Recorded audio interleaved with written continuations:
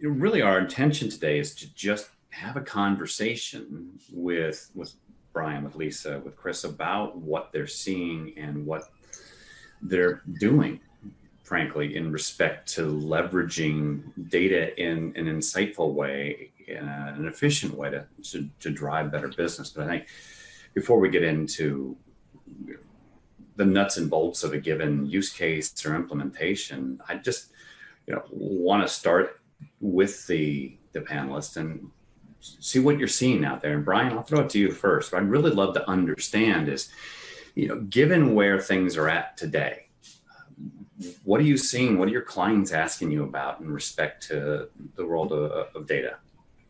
What do we need to do? I'm sorry. What's up?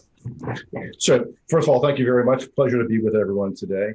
I know there's some longtime friends and some new folks, so it's great to be here. It is an incredible world that we're in, Mike. I mean, for example, obviously we've all moved remotely very quickly.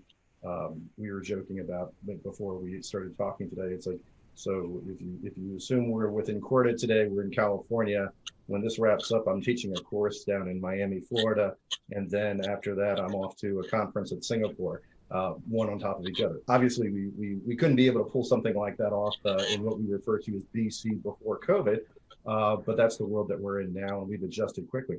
But to your point, over the last 7 months, what I've really seen from the clients that I've worked with, and I'm very fortunate working with folks around the world, it's all about speed to insight at the speed of thought. It's how do I get to my information faster? The way that we were doing things previously just doesn't work anymore. So it's kind of like, if you think about it, I speak a lot, so I live an analogy. So if you think about when COVID hit, it was like kind of like being a ship at sea, and this fog bank rolled in over us.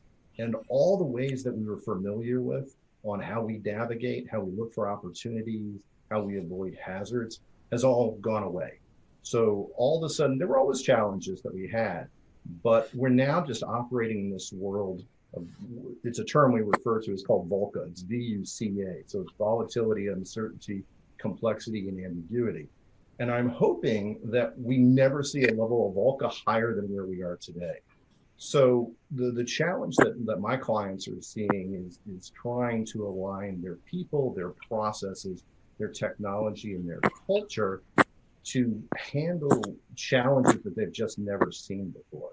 So one of the ways that they're able to move forward is having a platform that gets them to their data as quickly as possible so that they can then make those better, faster, smarter business decisions.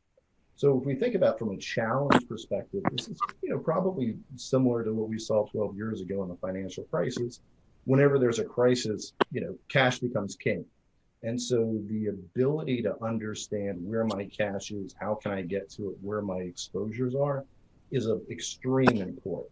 So I know we're going to dive into a few other issues, but that's kind of just at 30,000 feet what I'm seeing folks that are what they're concerned about.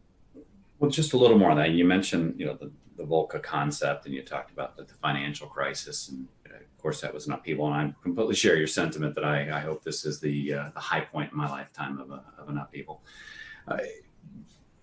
18 months ago, 12 months ago, it was the tariffs. I'm sure there'll be something in the nature of a level of upheaval in a year from now. And it's just, I think, sort of the standard state of business.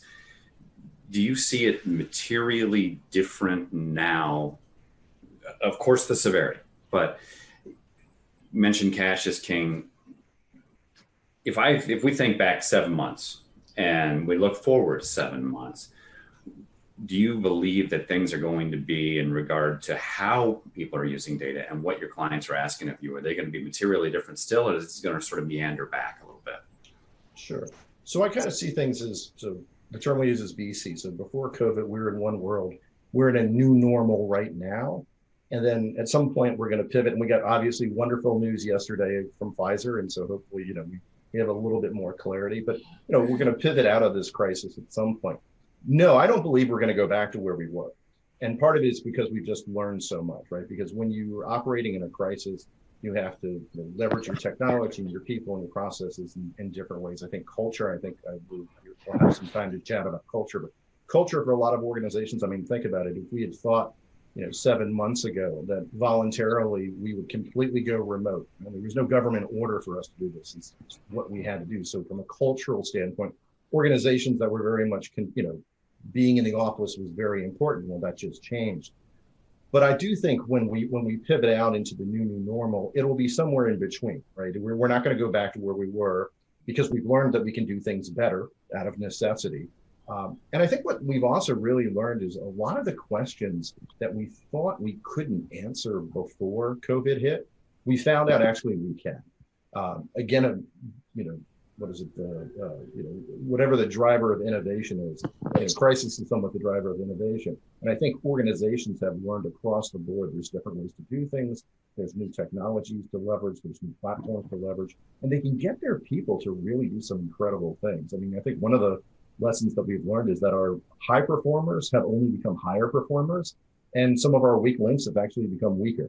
So we've learned a lot, and I think we're really going to be in a different world as that level of uncertainty drops.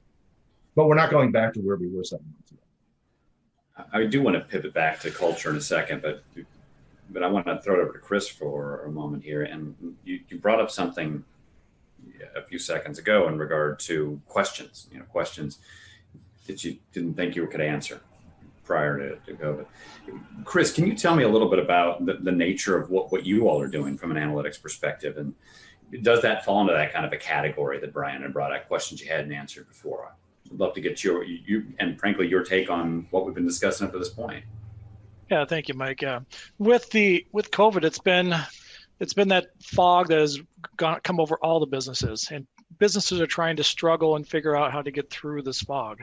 Incorda has kind of been that beacon of light that's been shining, that has helped us to be able to find direction in this fog of uncertainty. And the one thing that's really been helping us out at Smiths Medical is really trying to make sure with understanding our cash. And that was like the biggest. We ended up going down a journey earlier with deploying the accounts receivable part of Incorda much earlier before COVID even happened. And that was amazing for us to be able to have that insight into that data. We unlocked all of that transactional data that's been sitting in the subledger that no one was able to ever get. We were able to understand kind of just different types of receivable agings and be able to see some of that. But we never in the past were able to look real time to take a look and see what's kind of trending, what's happening. Are we seeing certain things happening with some of our specific customers that we need to address to be able to help get our manage our cash flow better, to understand we need to get back into the door, and just having the insight. Our legacy process in the past was we only had the ability to get that transactional data maybe once or twice a month. Now we have the ability to see it every day refreshed. So we have that insight of understanding how we can collect the data much faster, and how we collect our money where we need to do to keep the cash going, to keep our business running. So, Chris, I think super cool implementation. I mean, and I've talked to you in the past about this. I mean, and the nature of what you all are doing, from my perspective, materially different than what I've seen when I was doing systems implementations for years. And want to bring Lisa into the conversation for a moment, and then come back, because I want to drill in, no pun intended, some more specific details around that, on what you all are doing, and really the impact. But Lisa, given what Brian said, given what Chris is talking about in respect to the AR side, I mean, I can personally talk about why I believe what they're doing is unique, but you're doing more implementations, especially around the Incorda world, than frankly I am, and I'd love to get your take on, do you see what Smiths Medical is doing is unique? What's your opinion on the nature of and the value of what they're doing? Yeah, what I love about what Chris just talked about was something that our customer teams have never had an answer easily to do, and it's really this granular insight to the actuals, so that he can see real time what's happening with accounts receivable and the transactions every day. Executives are now seeing, whether it be sales information, whether it be like what SKU, what fabric I mean, nowadays it's, tops versus bottoms are selling faster because everybody's in Zoom. So the insight, that was always hard for our customer teams. And Chris, as a finance executive at Smiths Medical, it was like like he's saying, the legacy process was once or twice a month.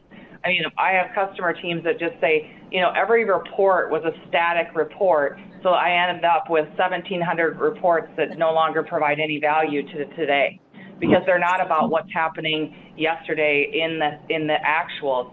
And these are things that, frankly, just because of the architecture that has been available, throughout the years, it was very hard to see. And so customer teams, years ago started trying to take data sources and summarize them up to answer specific questions with like a data warehouse initiative. Well, then once I asked for the next set of 30 questions, it wasn't in that design. And so that's how we ended up with 1,700 that never provided that insight. Well, Chris, what I love is Chris can change his mind every day on what he needs to see. It's almost like finally having, I call it the onion factor, but like our customer teams finally can see and take an onion and peel back any attribute of that data and be able to answer it down to the SKU or the transaction to the penny. And again, maybe that's the auditor in me coming back out, because my first career was in audit, but like it's really being able to have that true audit, that for real drill down that we always aspired to have, but it was never able to see.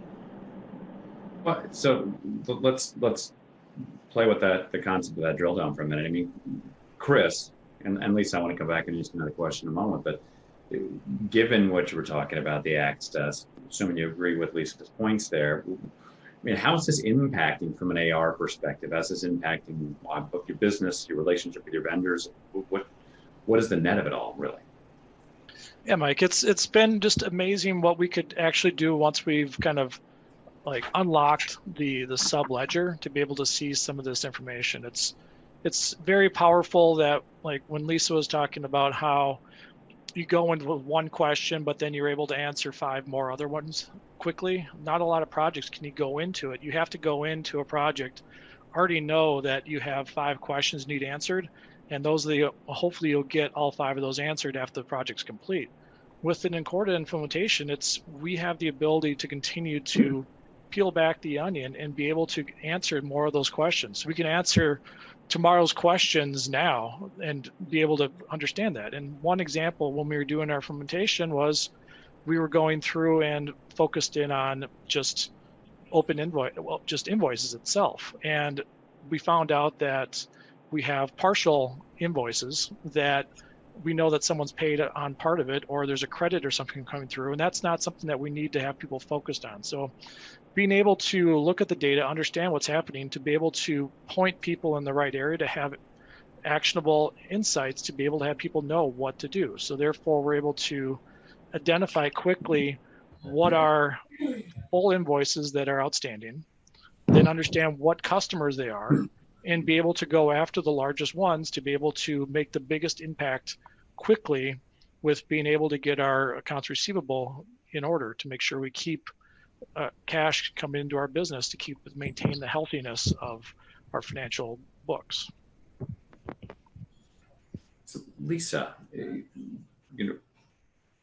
you brought and up. I think what's really key about what Chris just described there is that it really changed the day in the life of those collectors, because they were able to take action on the items that would have the most impact, instead of just looking at open transactions and like just starting and never getting them called. I think it's fascinating, just Chris's team, just how well they embraced it, and they embraced kind of like this day in the life change of having this insight so that they were more streamlined in how they conducted their activities each day.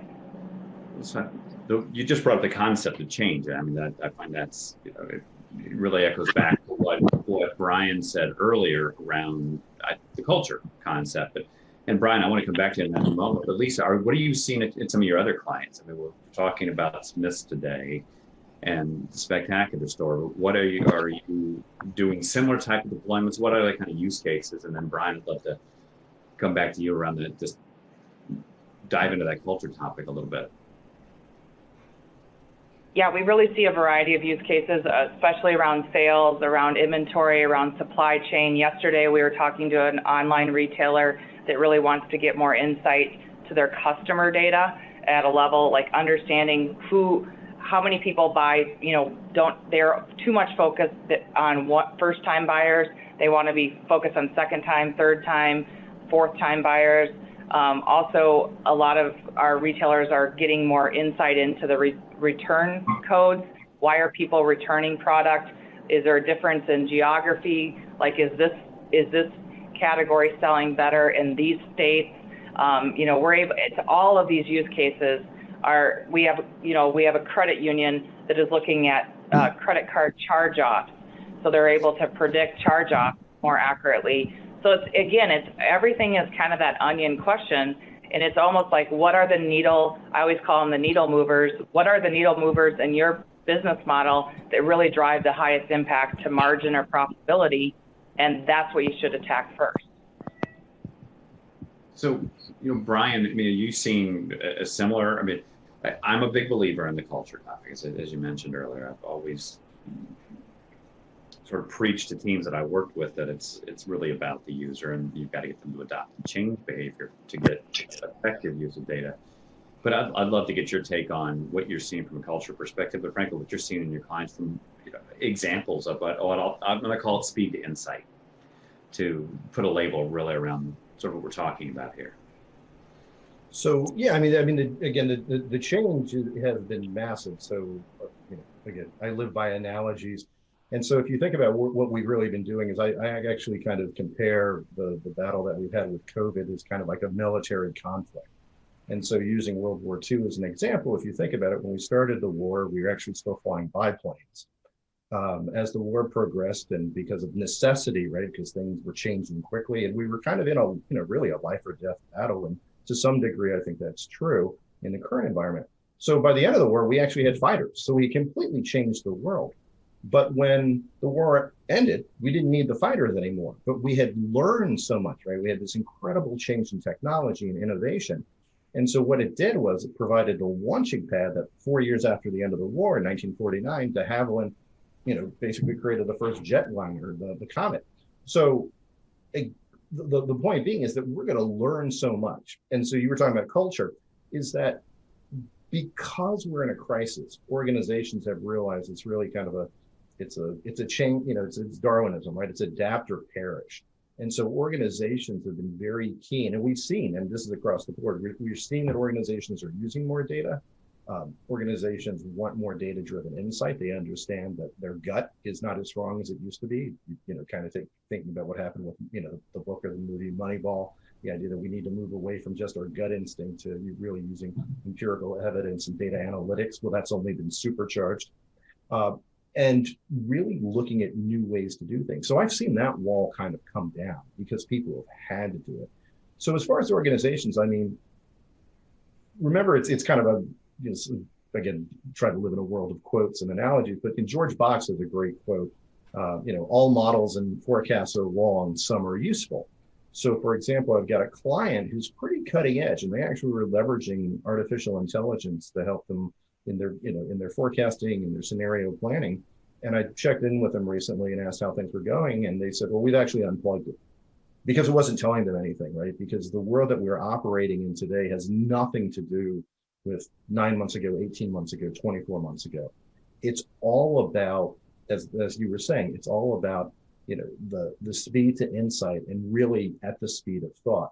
So I've got to be able to understand what's happening on the ground today as quickly as possible. Leverage, when someone was talking about the data, I think Chris was talking about the data that was just, lurking in the subledger that nobody could ever get at.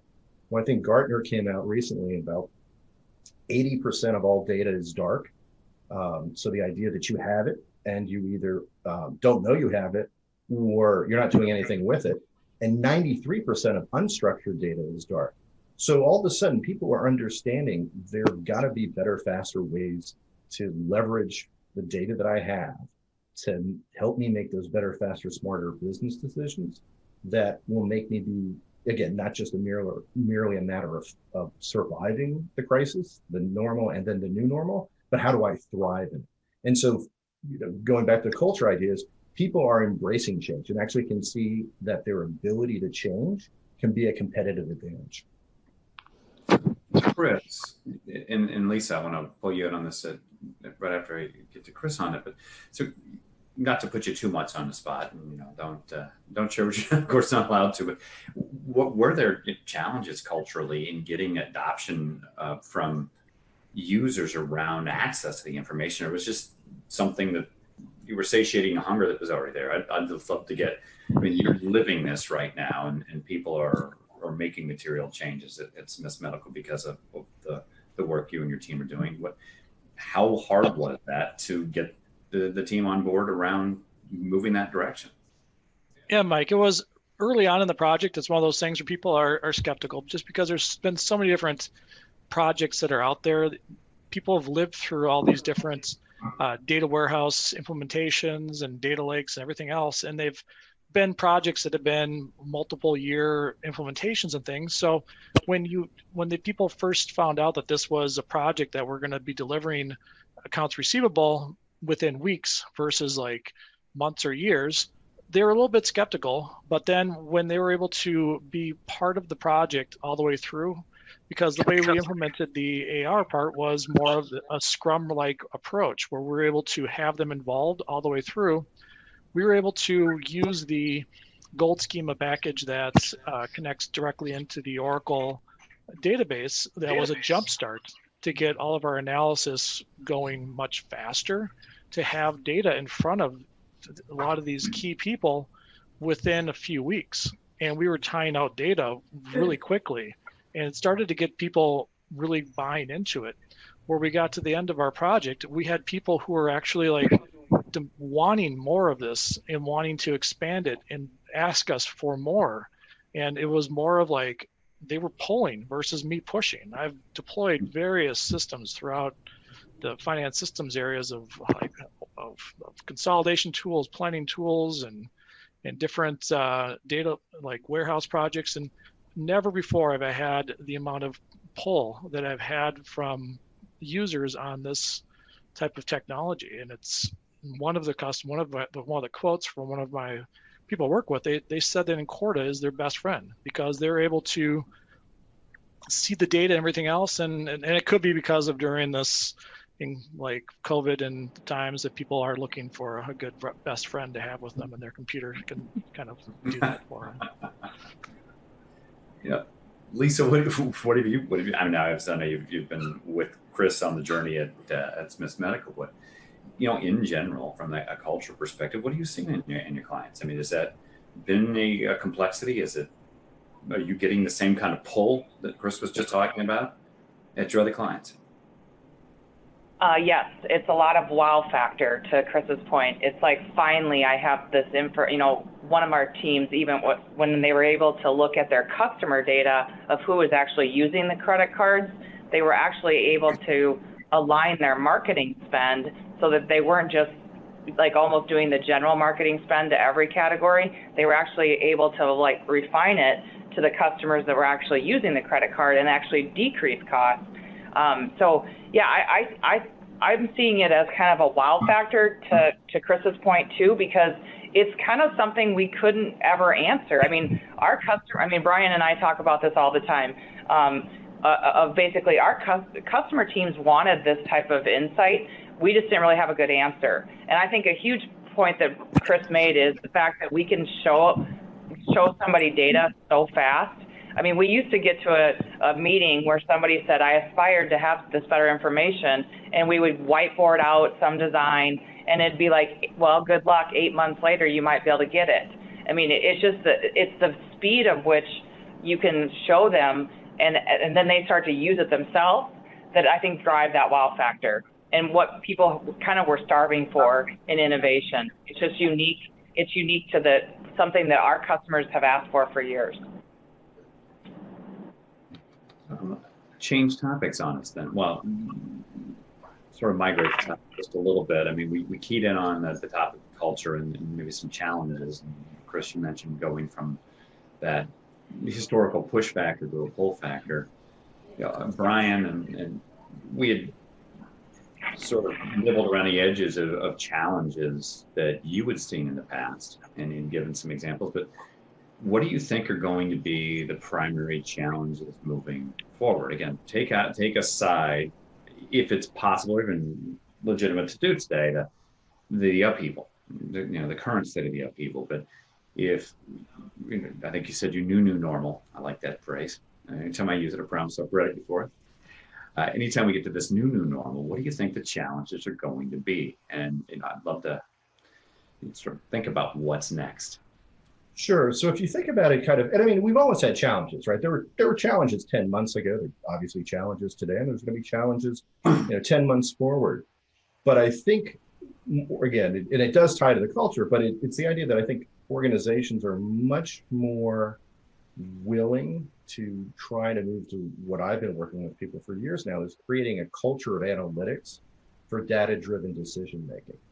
And obviously, the crisis, not that we would ever wanted to go through it, has only highlighted how important that's going to be. But you have to remember, it is 4 pillars that you have to have in place. So it's people, process, technology, and culture. And sometimes people will say, well, which one's more important than the other? And kind of my answer is, well, if you don't have all 4, you're going to fail. So the idea is as organizations are going on this analytics journey, and we just saw this recently. We did a survey where 75% of the population or the sample was basically saying, yeah, well, they live in a world of providing descriptive and diagnostic analytics for their company. So, and first of all, I appreciate the honesty, because that's what we would expect to see. And then it's where the gap really is moving into predictive. And then then we'd love to get to prescriptive and eventually cognitive. But that's what people, I think, have understood. It's because tools, as platforms have become available, that organizations now understand better that they can have predictive. Because I think oftentimes we just assume what we have is the best that we can have. And so because there's been such a huge focus on understanding the business, that's another one of the things that's really come up, is the business partnering component is really for FP&A, which is the world that I live in, but finance in general, is really understanding the business. So for example, a manufacturer I work with, who, again, we have companies that are very quiet, and we have companies that are very busy, the very busy company. And they were missing their forecast. They were way behind. They couldn't understand why they weren't able to produce the product at the rate that they thought they could or should. And what they found out was, again, unless you understand the business, you won't know this, is that the vast majority of their parts and delivery was on commercial aircraft. So as the commercial airline business has contracted 75%, that slowed down their ability to move their product and parts around not just the country, but around the world. So all of a sudden, the logistics, you have to think of all these new ways to do things. So I think that's really what's changed. Again, when we get to the new normal, it's not going to be where we were 10 months ago. There's just going to be a much greater emphasis on business partnering, on data analytics, and on communication. Communication has never been at a higher premium. To be able to explain to the business what's going on, but also to listen and to be able to adjust, to figure out what those KPIs are, and to really give our business partners that insight that they truly need and can have now. Which, again, going back to what Lisa was saying, we couldn't solve this problem 5 years ago. We just didn't have the platforms that would let us do it. But today we do, and Smiths is a great example of what kind of insights you can drive from your data. So, and Chris, I'm going to throw it to you in just a minute. I want to give you sort of the last formal word, and I want to open it up to questions from our audience. But before I do, Lisa, what's it's really the same question to you. What do you think, looking out into the new normal? What are going to be, you think, the biggest challenges? What should people focus on? I think the biggest challenge is something that the customer can't necessarily control of all. It's always what you can't control. It seems to be the challenge.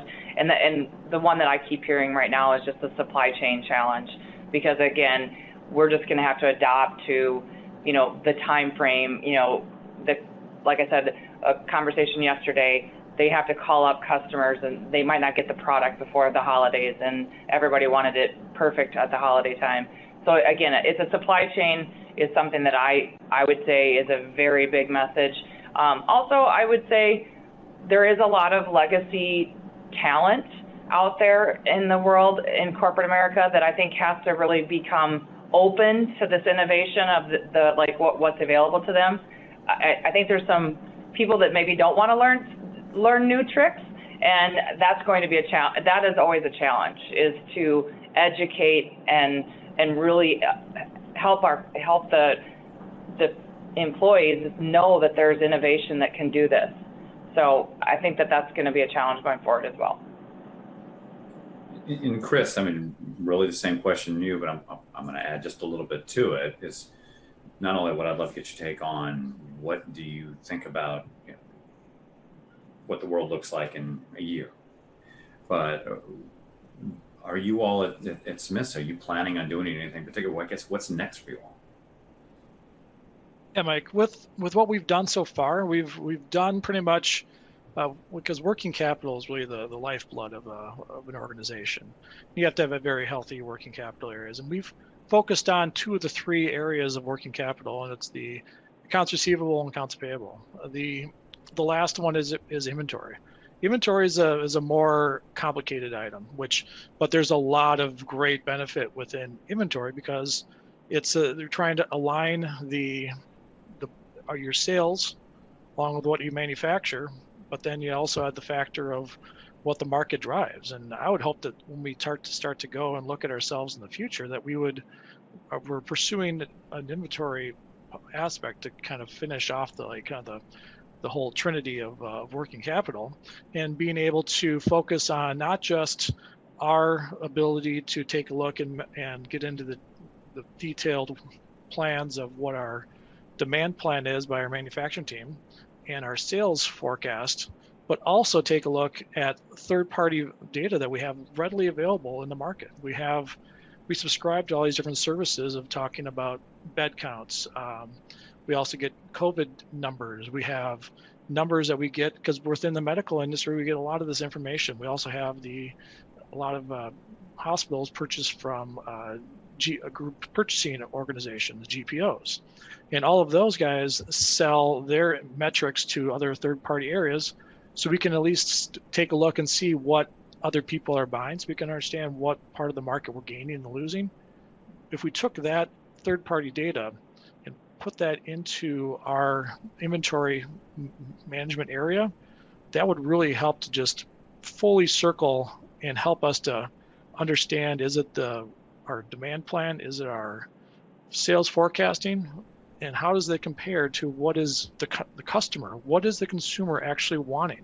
And I think that's a big disconnect that I think every single business has missed out on during this COVID, is that you've always seen runs on products, shortages of things, different places. And it all comes down to is just the disconnect of the supply chain to the sales forecast to what the consumer actually wants, and being able to get the information of kind of leading indicators of where consumers' thoughts and ideas are starting to go. You start to see where they're pulling your data, then you can kind of pull in your products. You can then kind of flush it through and make decisions much faster if you have all 3 data elements together, which within Corda, I see the potential of being able to have not only our own data that we have from the subledger, but unlocking the hidden data that we subscribe to, and shine a light onto that darkness to be able to help us unlock the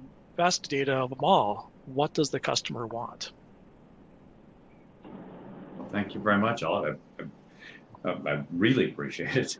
I mean, everybody who's been on the line listening thus far, I'd love to get some of your questions. I mean, there are dozens more I could ask and be more than happy to, but I'm going to pause for a moment and see if anybody who's on today's session wants to throw a question or two.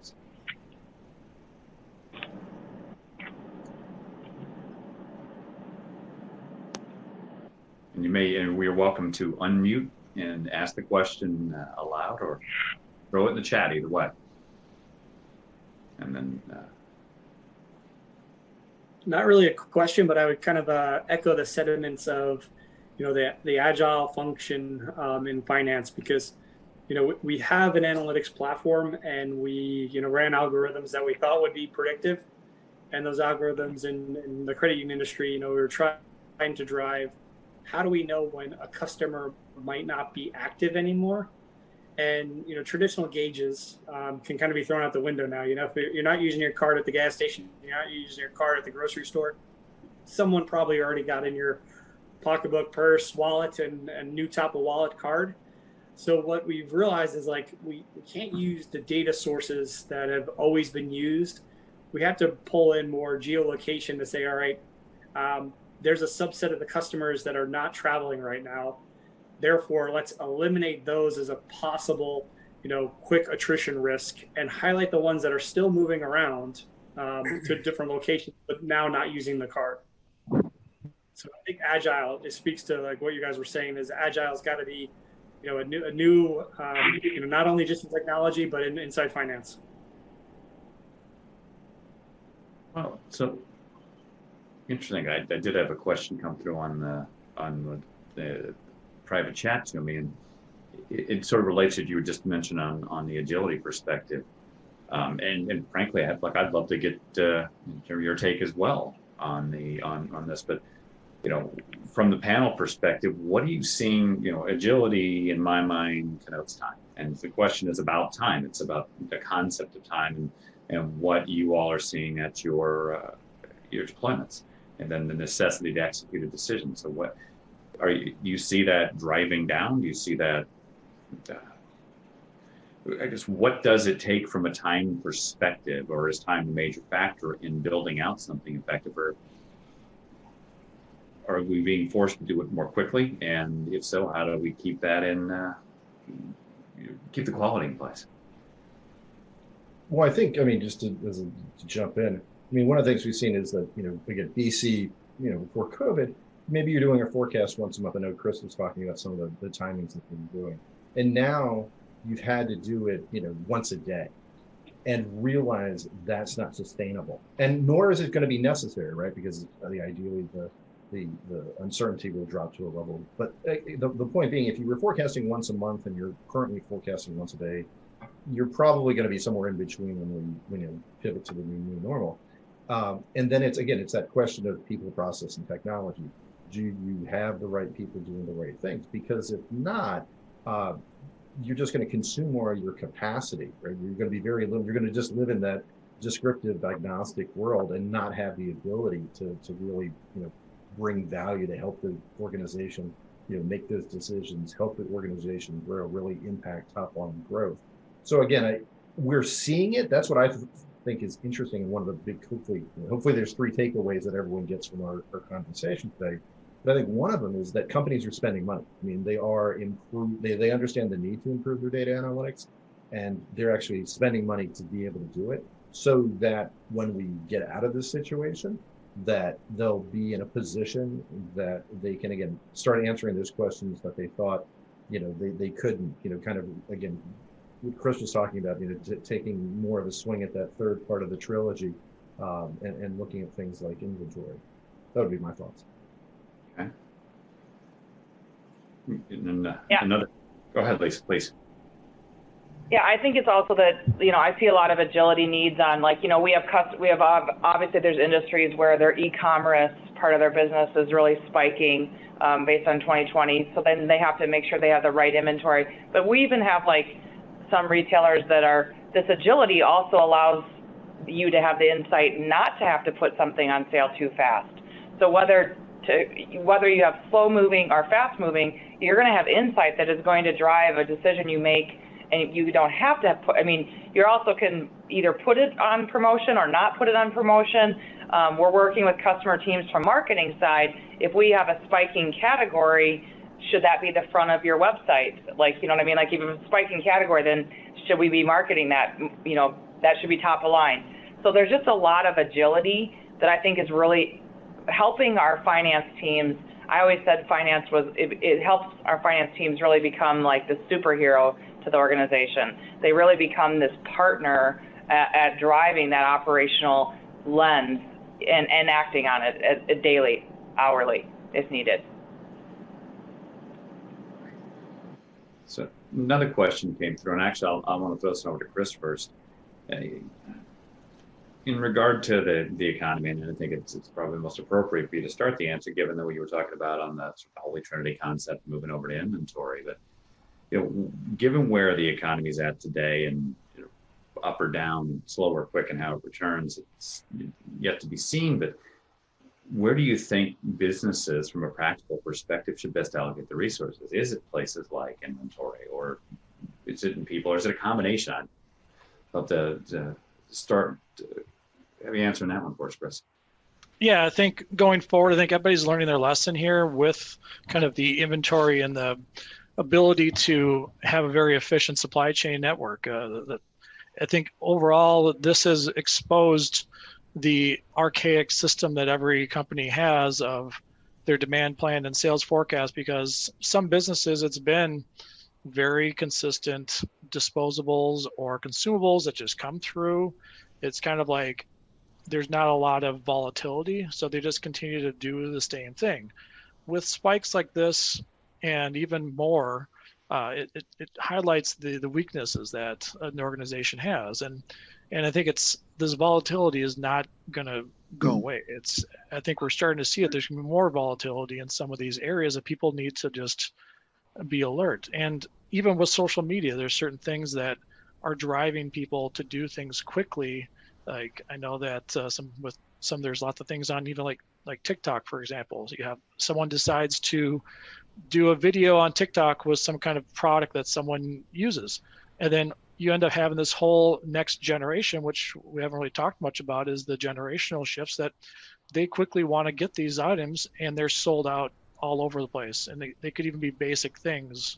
People doing TikTok videos on doing sourdough bread, and then you find out that that's all gone. It's like, it's going to be even much quicker in the new normal, with just knowing that we have the technology everybody's been clean to now with TikTok, of seeing how to do some of these things. And you need to have a better, robust supply chain. You can't go with the old-fashioned process away. You have to be able to have a quicker refresh of being able to have that insight into your demand plan and your sales plan at the lowest level, to be refreshing that on a more weekly basis, to make sure that you are seeing if some of these SKUs start to go off the shelf quickly, to be able to quickly adapt, to be able to get that. Because if you're late to the market and you miss out, you're missing out on sales that might not never be there again because someone shifted somewhere else. So I think it's pretty critical for the survival of business, is to make sure that you can take advantage of areas where people are trying to go and meet their demands. Lisa, I mean, what do you think from a focus perspective or investment perspective? Would you agree on the inventory side, or add something else? Oh yeah, I couldn't agree more with what Chris is saying. Just like having that, and then again, we have now, obviously the trend of online pickup in store, online delivery. I mean, then you got to have the inventory in the right spot. You've got to have it ready to go. You got to allocate. I mean, sure. To Chris's point on the sourdough, I mean, it's just like, we all have probably our stories of going to the grocery store and you can't find these 3 SKUs that you buy all the time, and how come the grocery store cannot figure out that you need to stock more of this type of water on the shelves. I'm sure everybody's got their stories in the group today. But I mean, again, it's just trying to refine that. But having the lens is available. The cool thing is the lens was very difficult before. Now the lens is available. So now it's just basically a daily question is asking our customer teams, if you could see this, what can't you see today that if you did would make it better for the company? And again, now the cool answer is chances are we can help you find it. I think another key point that Chris brought up in this innovation that we're able to give that insight to is that external data, because there's a lot of great market data. Again, what's trending, what are other people buying? That's stuff that was very hard to see, because it wasn't internal to the business. So that external data is really powerful to give further agility to when Chris was describing that. I've got one more question here that had come in, and I'm going to throw it to Brian first, and then Chris would love to have you chime in, and then I'll have this just wrap up and move over to the wine tasting. In regard to an analytic strategy, I'm gonna put you on the spot. Is there a particular aspect, a component of an analytic strategy that you would key in, and not just a yes or no? What would that be? That's the most important. If you're sitting there looking out at the new normal, you're going to design a process, and it's not just. And I'm not talking about master data. I'm really talking about how you use the information, that process. What's the most important component of that? Brian, why don't you start with that? I think organizations really need to lever up their predictive, right? It's just kind of on that natural curve. Again, I think we've pretty much conquered, descriptive and diagnostic, and I think there's been uh, uh, kind of a status quo or accepting the norm, like that's all we can do. And the fact that there's these tremendous platforms that can help us, but we really uh, have again the tools before us, and tools being people really, and the skill set that they have to really look at both on a predictive analytic basis, but also on a scenario planning basis, and really thinking about, because the idea from my perspective is planning is cheap, reacting in a crisis is very expensive. So, kind of taking the comments that we made earlier that there's always challenge. I mean, go back a couple of years ago with, in the oil industry, and, so I think, in the summer of 14, oil was about $100 a barrel, and then it dropped to 40, and now that's where we live now. Well, think of the advantage that a company had that had come up with a strategy at 90, 80, 70, 60, 50, 40. To be able to have those kind of scenarios built to look at the probabilities, again, just to have much more robust predictive skills, I think that's where people can really get a very high ROI, because it will make them think broader, right? It's kind of, we need people to start thinking more and more about expecting the unexpected. And I think that's how we can get a tangible result from leveraging our data to, again, help us adjust better as whatever situation comes along. I'll throw one comment in real quick. I know we're getting crossed on time, but I did an interview with the Wall Street Journal recently, and they asked, how would FP&A have predicted the pandemic? And my answer is, well, we wouldn't, and we shouldn't. What we're trying to do is understand what are the realm of possibilities for the business landscape.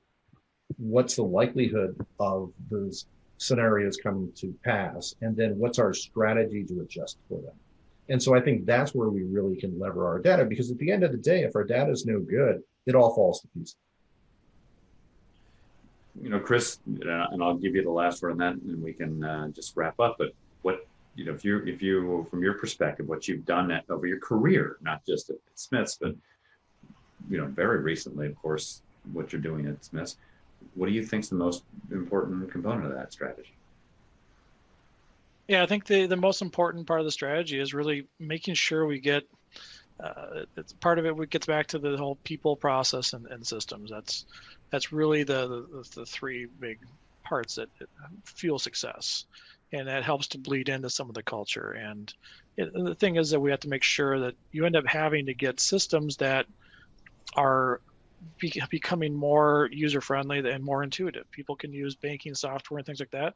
You need to be able to empower people who are accountants that do accounting well, but not have like a shield of system technology to make things challenging. Because I've been at various companies. I was at Ecolab, and they did a deployment of SAP. They did HANA, and overall the HANA data warehouse process was so overly complex that accountants couldn't really figure out some of this transactional data. They couldn't find insight into it because it was just it met the need of giving you all the data points you want.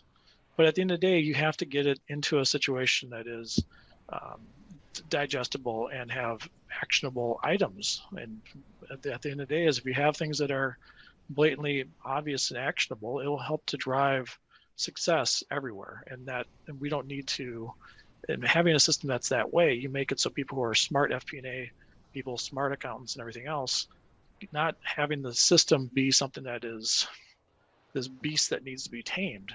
You have it as like a very simple friend that they're able to go through and just open up and see. And that's the nice thing, is having that friend in the darkest of your hours when you're trying to find your analytics, be there for you with a nice friendly dashboard that you can drill into, find the details, and make your proper decision and help provide that guidance to help steer the team into the right directions. I'm going to steal your best friend analogy too. I promise to quote you on it.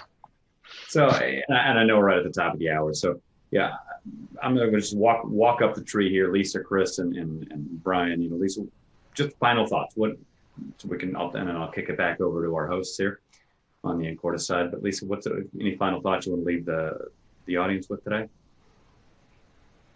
Yeah, well, we're just happy to educate further on how you can have this insight and how you can have it in such a short amount of time.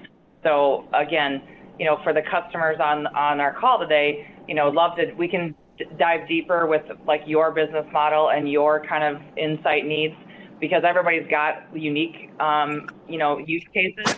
But what I love about it is it's a use case platform that drives value from day one. And again, that's something that it's fun to bring to our customer teams, but love to educate further. Our goal is just to make sure that everybody knows that this is available to you, because it's hard in today's world when we're not attending live conferences and things like that to educate as easily. So glad a wine tasting could bring that to us today.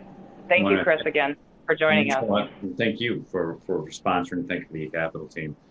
Chris, of course, thank you for attending. And I'd love to, if you have any final thoughts, and then Brian, I'll let you finish up, and we'll kick it back over to the Tara and Carrie. Yeah, just want to let people know that the Incorta user group, we're growing stronger and stronger every day with more and more people, and that's where having having a system like Incorta and having people who've become friends with Incorta. We have like a nice little group here of us, Incorta user group, that we now meet on a more regular basis, where we talk and share best practices and learn about things that we can do. And some of the things that you do within your tool, some of these schemas can be applied across other people. So there's a great sharing type situation within the Incorta user group network that we have, which is very powerful. So if you do decide to join the Incorta family, join the user group, and we can collaborate together. Right. Thank you. And again, thank you, Chris. I really appreciate you taking the time to work with us on this today. And then Brian, I'll let you leave your final thought. And then Katie, I'm going to throw it back over to you. Great. Well, I would say my final thought is, because of platforms like Incorta, honestly, I'm definitely in the optimistic camp. You really can have whatever level of analytics that you want, as long as the company is willing to make the investment in its people, processes, technology, and culture. Okay, it's very different than 5 years ago when we said you couldn't do those things, or 15 or 20 years ago when we said the data wasn't, it wasn't physically available, it cost too much, and by the time we got it, it wasn't timely. We've conquered the data battle. It's now a question of, are we willing to make the investment? Again, not just in technology, which is always obviously important, but in our people. Because the point I'll leave everyone is, I would say the vast majority of initiatives that fail is through a failure to invest in the people. It's the idea that you can just drop a technology and it solves the problem. It's the people with the right processes, with the right technology, in the right culture, that helps an organization thrive and really move up the analytics maturity curve. But I think you can be, my belief is you can be there if you want to be there. There's a cost that's associated with it, but you can have whatever you want. Thank you very much. And Brian, thank you as always for the time. Thank you. With that, Katie and Tara, I'll throw it back, put myself on mute and throw it back over to you all.